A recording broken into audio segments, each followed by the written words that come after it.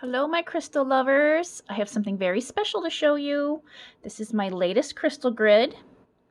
It is just in time for St. Patty's Day, and I decided to go with a Celtic-ish theme.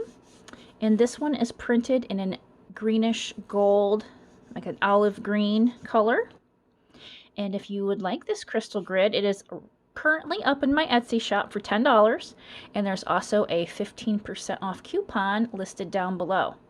Along with showing you this grid, we're going to talk about a few stones and crystals that are good for St. Patty's Day and the new coming of spring. So if you would like to see a quick grid done with these stones, keep on watching. Before we get into our crystal grid, let's talk about some of the stones that are good for St. Patty's Day.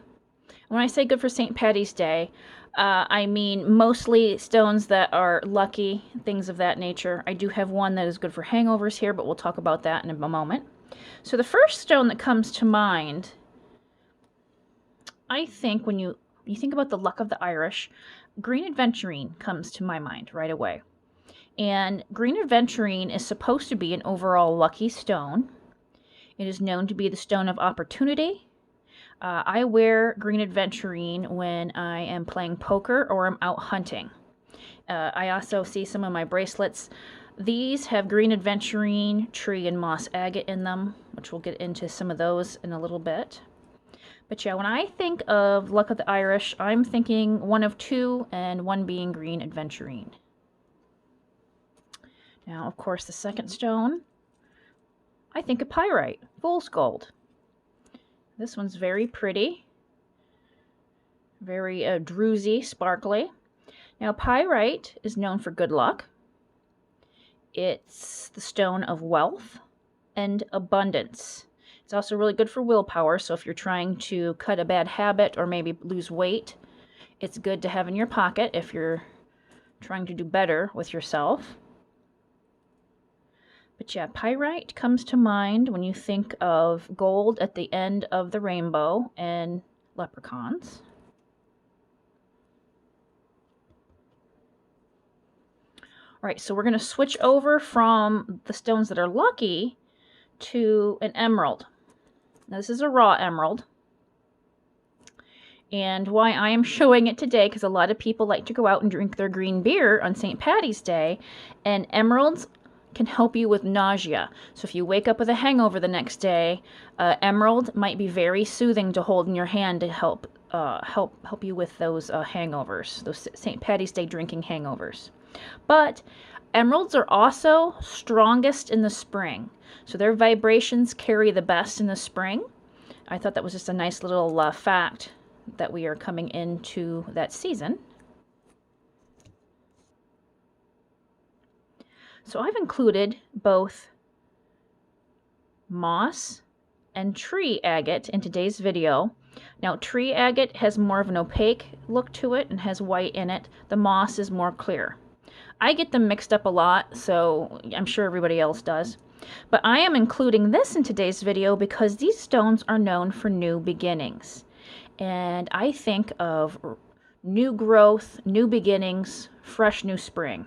At least that's what I think springtime is for. Everything is growing, budding, hatching, all those kind of good things. This is really good to cleanse your immune system too, which we all could use a little help with that right now.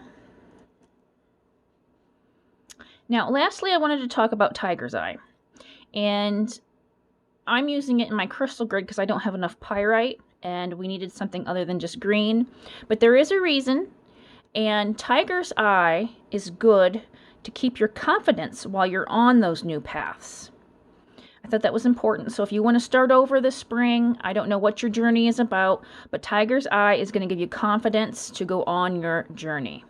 So we're going to include it in today's grid.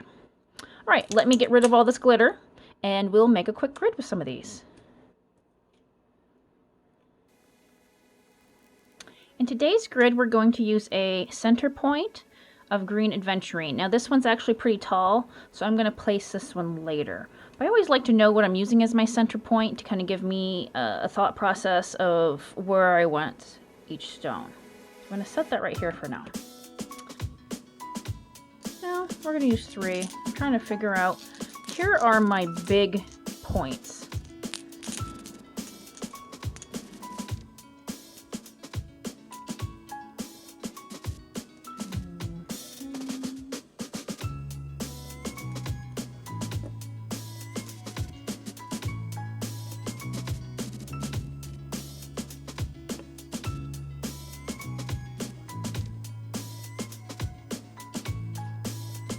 Right now, I think that looks okay. I know I've got my agates across from each other, and I just randomly put these down to make a visually pleasing grid.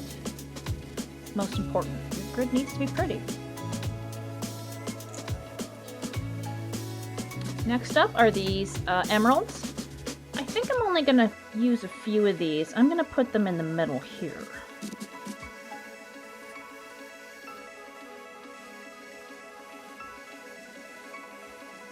Like that. Alright, now I got some aventurines. I forget where I got these, but I really like them because they're polished, but one side is nice and flat, which makes them excellent for crystal grids because that means they don't roll away from you, or it's not tempting for your cat to bat them around. I'm going to place these inside.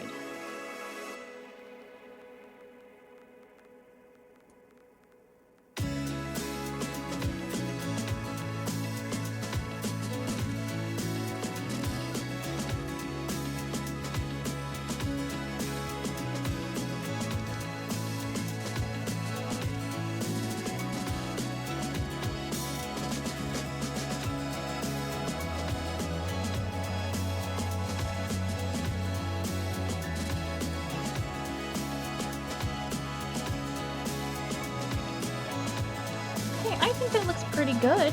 We're going to go ahead and activate it with our green aventurine. You don't need anything extra. You can activate your grids with your center point.